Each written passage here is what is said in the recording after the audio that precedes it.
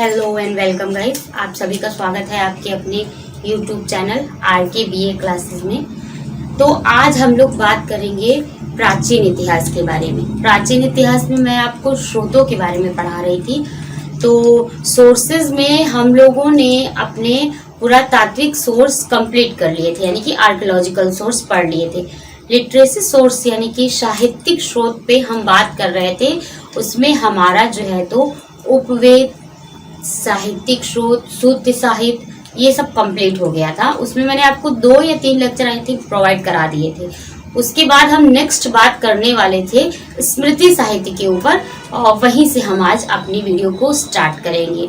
स्मृति साहित्य हम लोगों ने वहाँ पे छोड़ा था। वेदों के बारे में हमने पढ़ा था कि किस तरीके के 4 प्रकार के वेद होते हैं: ऋग्वेद, यजुर्वेद, अथर्ववेद, सामवेद। सबसे प्राचीन वेद कौन सा है, वेदों की उत्पत्ति क्यों की गई, उपवेद पढ़े, उपवेद क्या होते हैं, वेदों के अंदर उपवेद आते हैं, वेदों की सरल भाषा के लिए उपवेदों को बताया गया है। ये सब हमने अपने पिछले लेक्चर में कवर कर लिया था। साहित्यिक स्रोत पे हम लोग बात कर रहे हैं। किस पे बात कर रहे हैं? स्मृति साहित्य आपको किसके अंतर्गत आता है? साहित्यिक स्रोत के अंतर्गत। कहाँ? साहित्यिक स्रोत। साहित्यिक स्रोत के अंतर्गत आपका जो है ये बात हो रही है आज स्मृति साहित्य के ऊपर। ठीक है, साहित्यिक स्रोत में बात होगी स्मृति साहित्य के ऊपर आज के लेक्चर में। ठीक है, आज के वीडियो में। आई होप गाइस आप मेरे वीडियोस देख रहे होंगे और आपको मेरे पढ़ाने का तरीका समझ भी आ रहा होगा। तो हम बात करेंगे आपका किसके बारे में आज?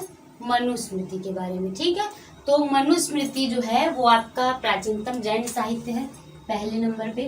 ठीक है, मनुस्मृति का रचना काल क्या है आपका? मनुस्मृति का रचना काल है आपका 200 ईसा पूर्व से 200 ईस्वी के बीच। 200 ईसा पूर्व से 200 ईस्वी के बीच में मनुस्मृति की रचना हो चुकी थी। ठीक है, उसके बाद याज्ञवल्क्य स्मृति है 100 ईस्वी से 300 ईस्वी के बीच लगभग। 300 ईस्वी और 100 से 300 ईस्वी के बीच लगभग इसकी रचना काल हो चुकी थी। विद्वानों में रचना काल को लेकर मतभेद है, इसलिए एक एग्जैक्ट टाइम पीरियड आपको हम नहीं बता सकते कि याज्ञवल्क्य स्मृति या फिर मनुस्मृति या फिर नारद स्मृति, जो भी स्मृतियां हैं उनका आपका टाइम पीरियड क्या है। बट इतना बताया जा सकता है इतिहासकारों द्वारा कि 100 ईस्वी से 300 ईस्वी के बीच में रचना इस याज्ञवल्क्य स्मृति की हो चुकी थी। ठीक है, उसके बाद नारद स्मृति की 300 ईस्वी से 400 ईस्वी के बीच में इसकी रचना हो चुकी थी। ठीक है, पाषाण स्मृति पे बात करेंगे। पाषाण स्मृति 300 ईस्वी से 500 ईस्वी के बीच में लगभग इसकी भी रचना हो चुकी थी।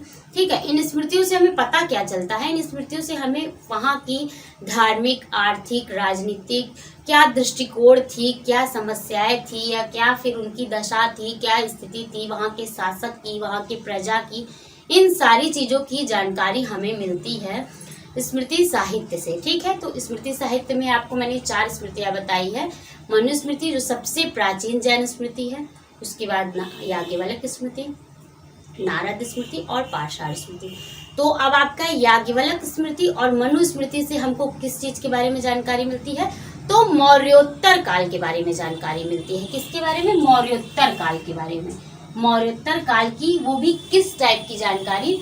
तो सामाजिक, राजनीतिक, धार्मिक स्थिति की जानकारी हमें मिलती है याज्ञवल्क्य और मनुस्मृति से कि मौर्योत्तर काल के टाइम पीरियड पे, जब मौर्योत्तर काल चल रहा था तो वहाँ की सामाजिक स्थिति कैसी थी, वहाँ के लोगों का क्या विचार था, क्या सोच थी, या फिर कैसी स्थिति थी, कैसी धार्मिक स्थिति, कैसा दृष्टिकोण वो अपने धर्म को लेकर के रखते थे, राजनीतिक स्थिति उनकी कैसी थी, शासक किस तरीके से अपनी सत्ता को चलाते थे, इन सब चीज की जानकारी हमें मौर्योत्तर काल की जानकारी पूरी हमें मिलती है आपकी मनुस्मृति और याज्ञवल्क्य स्मृति के माध्यम से।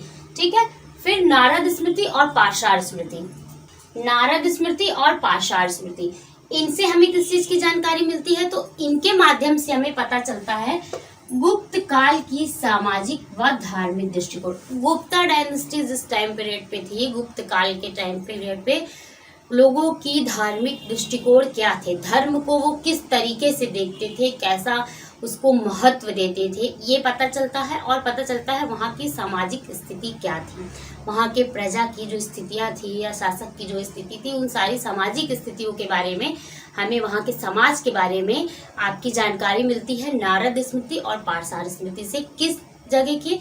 गुप्ता डायनेस्टी टाइम पीरियड की, गुप्ता टाइम पीरियड की जानकारी हमें मिलती है। ठीक है, उसके बाद हम बात करेंगे बृहस्पति स्मृति और कात्यायन स्मृति की। तो इससे हमें क्या पता चलता है? इससे हमें पता चलता है उस टाइम पीरियड पे वहाँ के रचना काल के बारे में हमें जानकारी मिलती है। ठीक है, कि गुप्ता काल की रचनाओं की जानकारी की, उस टाइम पीरियड पे वहाँ के जो लेखक थे या जो भी कवि थे वो किस तरीके से वहाँ की रचनाओं को करते थे, किस तरीके से लेखों को लिखा करते थे। तो जो भी रचनाएं उनके द्वारा की गई है गुप्त काल में लेखकों के द्वारा, तो वो पूरी जानकारी हमें मिलती है कात्यायन स्मृति और बृहस्पति स्मृति के माध्यम से। आई होप गाइस आपको मेरी वीडियो पसंद आ रही होंगी। अगर आपको मेरी वीडियोस पसंद आ रही हैं तो चैनल को सब्सक्राइब कीजिए, वीडियोस को लाइक कीजिए और बेल आइकन को प्रेस कीजिए ताकि मैं कोई भी वीडियो आप तक डालूँ तो वो आप तक पहुँच पाए।